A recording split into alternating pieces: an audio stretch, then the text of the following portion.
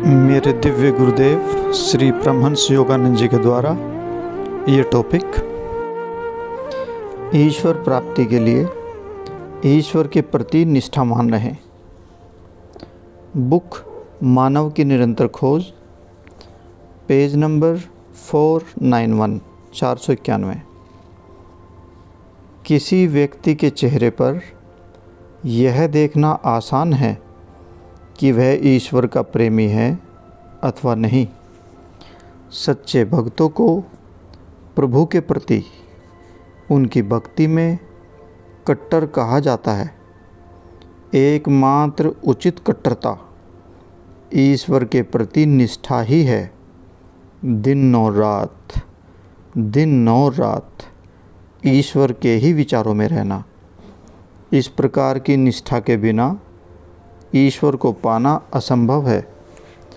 जो कदापि क्रिया योग ध्यान नहीं छोड़ते और जो ध्यान में लंबे समय तक बैठते हैं और ईश्वर से गहन प्रार्थना करते हैं, वे ईश्वर रूपी इच्छित खजाने को खोज लेंगे।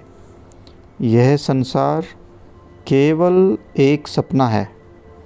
जिस प्रकार एक मूवी में, चलचित्र में सागर एवं आकाश के बीच कोई विशेष अंतर नहीं है, वे केवल कंपित प्रकाश, स्पंदित प्रकाश के दो अलग अलग स्तर हैं। उसी प्रकार इस संसार में भी हैं दुख और सुख, पीड़ा और प्रसन्नता, सर्दी एवं गर्मी। इस संसार के केवल सपने हैं। ईश्वर ही एकमात्र वास्तविकता है, रियल है।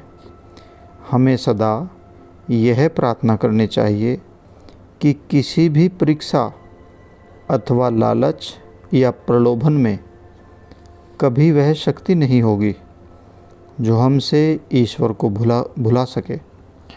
जब मैं इस प्रकार प्रार्थना करता हूँ तो मैं किसी अन्य समय की अपेक्षा अधिक परिणाम प्राप्त करता हूँ। तब चाहे कुछ बहुत विकट रूप से भी मुझे भटकाने के लिए आए, मैं प्राय तुरंत देख लेता हूँ कि मैं प्रभु के हाथों में सुरक्षित हूँ। प्रभु को जानना कठिन है। ईश्वर प्राप्ति का मार्ग तलवार की धार के समान है, परंतु निरुत्साहित होना कदापि न्याय संगत नहीं है, क्योंकि हमें किसी वस्तु को जीतना अथवा उसको प्राप्त करना ही नहीं, हमें केवल यह अनुभव करना है कि ईश्वर पहले से ही हमारे अंदर है। इसलिए व्यक्ति को मन से नकारात्मकता को पूर्ण रूप से बाहर निकाल देना चाहिए। गुरु के विचारों के साथ सहयोग करना मार्ग को आसान बना देता है। यदि भक्त कहता है मैं यह नहीं कर सकता, यह मेरे लिए अत्यधिक कठिन है, तो उसकी उन्नति रुक जाती है। हमें मन के भावों में, आदतों में और इच्छाओं में किसी दूसरे व्यक्ति से नहीं उलझना चाहिए, बल्कि हम स्वयं ही उलझे हुए हैं और कोई दूसरा नहीं, बल्कि हम स्वयं ही अपने आप को मुक्त कर सकेंगे। अपने आध्यात्मिक जीवन की दैनंदिनी रखिए, एक डायरी रखिए। मैं प्रत्येक दिन कितना लंबा ध्यान करता, इसकी गहनता तक मैं जा सका, इसका लेखा जोखा भी मैं रखता था। जितनी अधिक हो सके, जितना भी अधिक हो सके, एकांत में रहिए।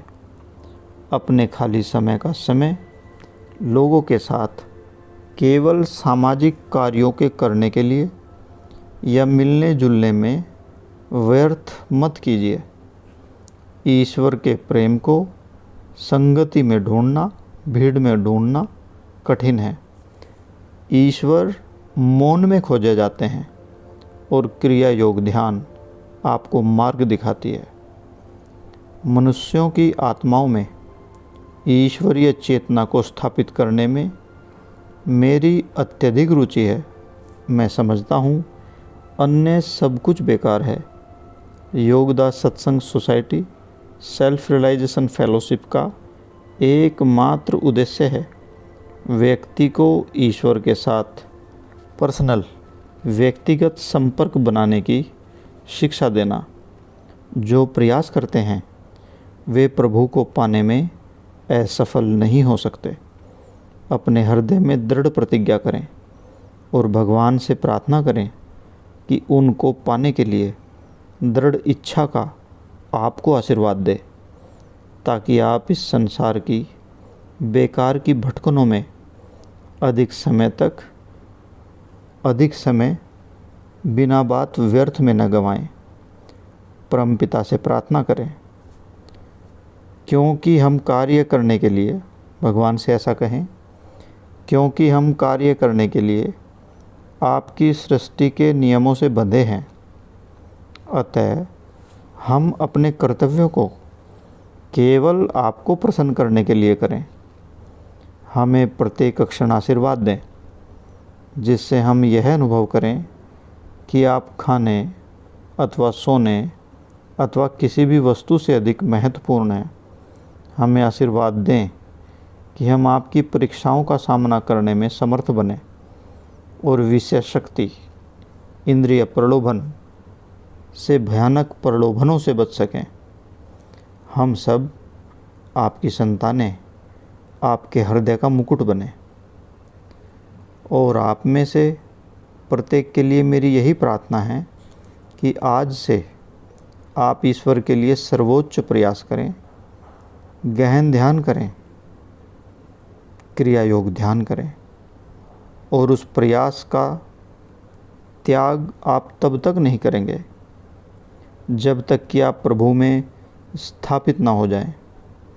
यदि आप प्रभु से प्रेम करते हैं तो आप क्रिया योग का ध्यान अत्यधिक भक्ति और निष्ठा के साथ अभ्यास करेंगे। प्रभु को क्रिया योग और प्रार्थनाओं द्वारा निरंतर खोजें, लगातार प्रार्थना करें, बार बार क्रिया दीक्षा करें, प्रसन्नचित्त रहें। क्योंकि भगवत गीता का उदाहरण देते हुए महाअवतार बाबा जी ने एक बार कहा था, इस सच्चे धर्म क्रिया योगा ध्यान का थोड़ा सा भी साधन जन्म मृत्यु के चक्र में निहित महान भय से तुम्हारी रक्षा करेगा। इसलिए अब और विलंब ना करें। कभी भी मत सोचें आज का समय बीत रहा है और मैं कल से ध्यान करूँगा। आज से, अभी से और इसी वक्त ईश्वर से प्रार्थना करें और गहरे ध्यान के लिए बैठ जाएं। जय गुरु जी।